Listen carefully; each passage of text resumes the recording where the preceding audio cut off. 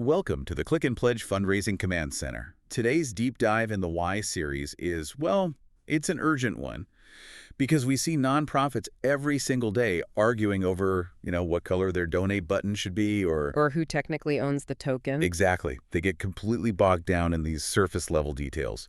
And we need to tell you right now, to stop arguing about button colors, you have to start asking the hard questions. Right, the structural questions. Yeah. Like, where does the information actually travel? Where does that data sit?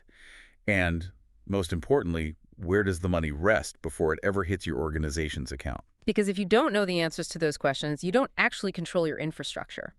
As Click and Pledge experts, we want to walk you through the true anatomical journey of a transaction. We are following the bits, and we are following the money.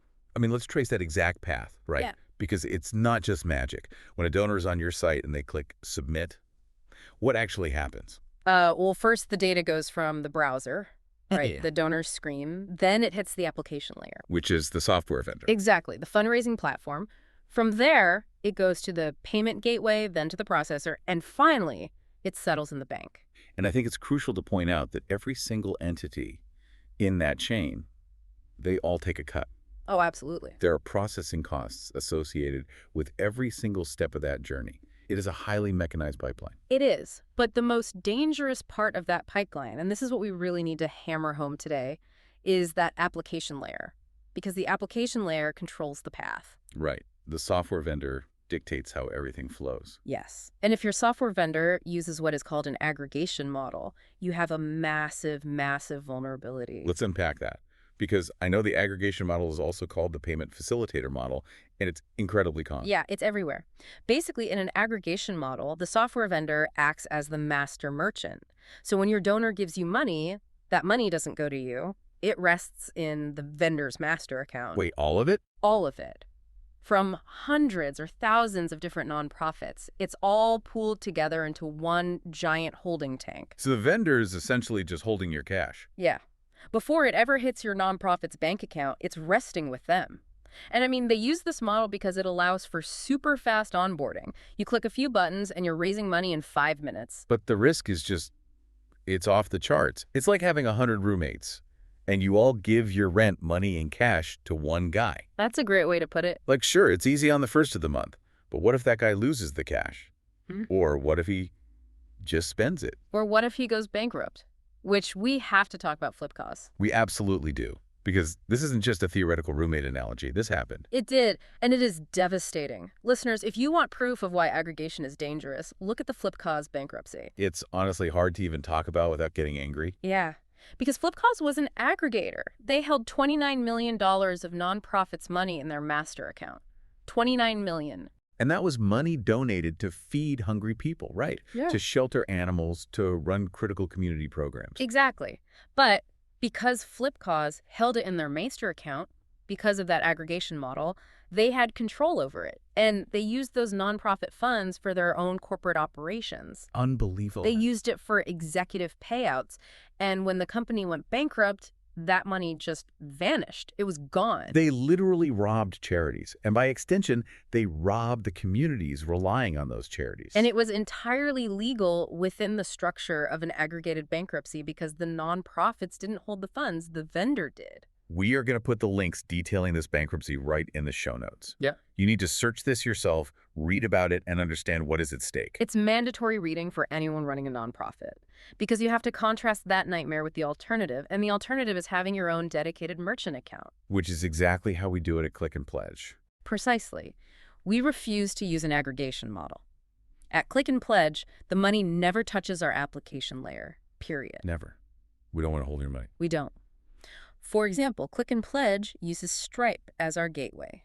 When a transaction happens, Stripe processes it and deposits the money directly into the nonprofit's bank account. So the money just completely bypasses us. Yes.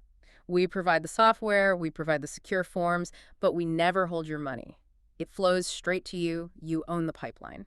Which means if something catastrophic were to happen to a software vendor in a dedicated model, your funds are completely safe. Yeah. Because they're already in your bank. Exactly. You are completely insulated from that systemic risk. So that secures the money, right? That solves the financial resting place. But let's shift gears, because we need to follow the bits now. The data. Right, the data. Yeah. Because even if the money bypasses the application layer and goes straight to your bank, the application vendor is still holding the donor's identity. They hold the data at rest. Names, addresses, email, donation history. It's a goldmine for hackers. So we have to ask you, the listener, are you absolutely sure that data at rest is secure? Because you can't just trust a vendor's word on this. No, just trust us is not a valid cybersecurity strategy. What happens if that data is compromised? It's a disaster. And, a lot of software platforms will try to deflect this. They'll say, don't worry, we use Stripe, so everything is secure. Right, the third-party deflection. Yes. But relying on someone else processing your money, like Stripe or any other gateway, that does not ensure your data at the application layer is safe. Because Stripe is only securing the credit card number, right? Yeah. They're encrypting the financial transmission. Exactly. Stripe is doing their job perfectly. But they aren't protecting the software vendor's internal database where all that personal identifiable information lives. So if a hacker gets into the software vendor's servers, they're not stealing credit cards. They're stealing complete human identities. Yes. Which is why application vendors must have native security audits. You cannot pass that responsibility to a gateway. So what exactly should a nonprofit demand to see? You must demand native PCI compliance and a SOC2 Type 2 audit. That's spelled SOC2 Type 2. Pronounced SOC2 Type 2.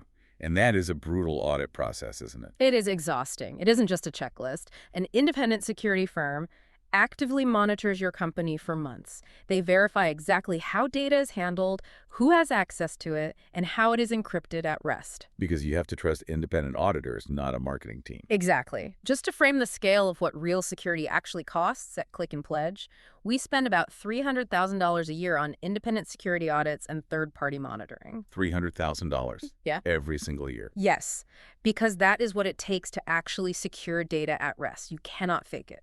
If your vendor doesn't have an independent SOC2 Type 2 audit, your donor data is at risk. It is that simple. It really is black and white. If they won't show you the audit, they don't have the security. And, before we wrap up this deep dive, I want to leave the listener with a thought. We've talked a lot about organizational risk today. Bankruptcies, frozen accounts, audits. But put yourself in the shoes of the donor for a second. Okay. You make a $50 donation to a cause you believe in, and then a few months later, your identity gets stolen because the nonprofit decided to use an aggregator with weak security. Oh, wow. Yeah. Who do you blame? Are you going to go hunt down the terms of service to find out which software vendor failed? Definitely not. I'm blaming the charity. I trusted the charity with my information, and they handed it to an insecure vendor. Exactly. The reputational damage falls entirely on the nonprofit. If you lose your donor's trust, you lose your mission. Period. That is uncompromising, but it is absolutely the truth.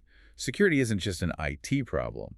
It is the foundation of your entire organization. It really is. Well, that is all the time we have for today's deep dive. We hope this gave you a whole new perspective on your infrastructure. If you are ready to get off the aggregator rails, secure your data, and own your pipeline, visit clickandpledge.com for a demo. And don't forget to subscribe to the Fundraising Command Center for more insights. Keep asking those hard questions, everyone. We will see you next time.